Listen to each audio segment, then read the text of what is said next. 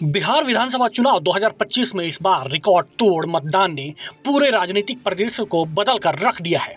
लेकिन इस बार भारी वोटिंग का फायदा एआईएमआईएम को मिलते हुए नहीं दिख रहा, जबकि असदुद्दीन ओवैसी ने सीमांचल के मुस्लिम बहुल इलाकों में अपनी पूरी ताकत झोंक दी थी। चुनाव प्रचार के दौरान ओवैसी ने मुसलमानों के राजनीतिक हक, पहचान और सुरक्षा के मुद्दों को जोरदार तरीके से उठाया, रैलियों में भीड़ जुटाई और अपने उम्मीदवारों को सीमांचल के असली प्रतिनिधि बताकर माहौल बनाने की कोशिश की।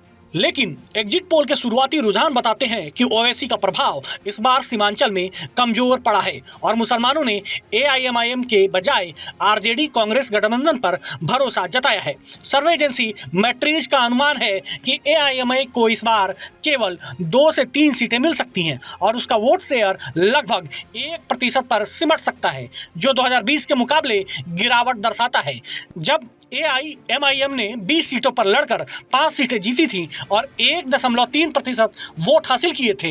एआईएमआईएम के कमजोर प्रदर्शन का सबसे बड़ा कारण 2020 के चुनाव के बाद सामने आया था, जब जीतने वाले उसके 5 विधायकों में से 4 सीधे आरजेडी में शामिल हो गए। इससे मुस्लिम वोटर में ये धारणा गहरी हुई कि एआईएमआईएम की स्थिर नहीं है और उसके जीते हुए विधायक बड़े दलों में शामिल हो जाते हैं, जिससे वोटर को लगता है कि उनका वोट वेस्ट हो जाता है। इस बार चुनाव से पहले भी सीमांचल में ओवैसी की रैलियों में पहले जैसा उबाल नहीं दिखा और ग्राउंड रिपोर्ट के मुताबिक मुस्लिम वोट बैंक अधिक संगठित और रणनीतिक होकर इस बार बड़ी लड़ाई के पक्ष में मतदान करता दिखा। कई राजनीतिक जानकारों के अनुसार मुस्लिम वोटर ने इस बार ओवैसी के बजाय आरजेडी को इसलिए चुना क्योंकि उन्हें लगा कि बीजेपी को रोकने और महागठबंधन को मजबूत करने के लिए एकता जरूरी है और ओवैसी का वोट सीधा महागठबंधन को नुकसान पहुंचा सकता है।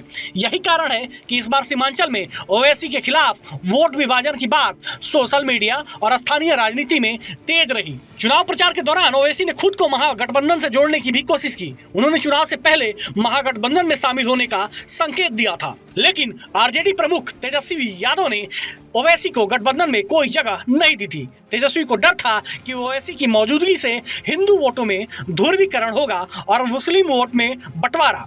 तेजस्वी द्वारा ठुकराए जाने के बाद ओवैसी ने आक्रामक प्रचार शुरू किया, आरजेडी पर मुसलमानों के साथ धोखा करने का आरोप लगाया और महागठबंधन पर ओवैसी को दबाने की साजिश रचने का दावा किया। लेकिन यह रणनीति भी उल्टी पड़ गई क्योंकि इससे मुस्लिम वोटर और अधिक आरजेडी के लिए संगठित हो गए। इसके साथ ही एआईएमआईएम को इस बार संगठन के स्तर पर भी कठिनाइयों का सामना करना पड़ा। सीमांचल के कई इलाकों में उम्मीदवारों की पहचान कमजोर थी, स्थानीय नेतृत्व पर्याप्त सक्रिय नहीं था और आरजेडी कांग्रेस की जमीनी पकड़ पहले के मुकाबले और मजबूत दिखाई दी। राजनीतिक माहौल भी मुस्लिम वोटरों को आरजेडी के करीब ले गया क्योंकि उन्होंने ओवैसी के पिछले विधायकों के टूटने को लंबे समय तक याद रखा। वहीं ओवैसी के खिलाफ यह भी तर्क दिया गया कि वो केवल मुस्लिम मुद्दों तक सीमित रह जाते हैं, जबकि महागठबंधन विकास, बेरोजगारी, महंगाई और सामाजिक न्याय जैसे व्यापक मुद्दों पर बात कर रहा था। फिलहाल के राजनीतिक संकेत साफ कह रहे हैं कि अगर ओवैसी की पार्टी को 2-3 सीटें मिल भी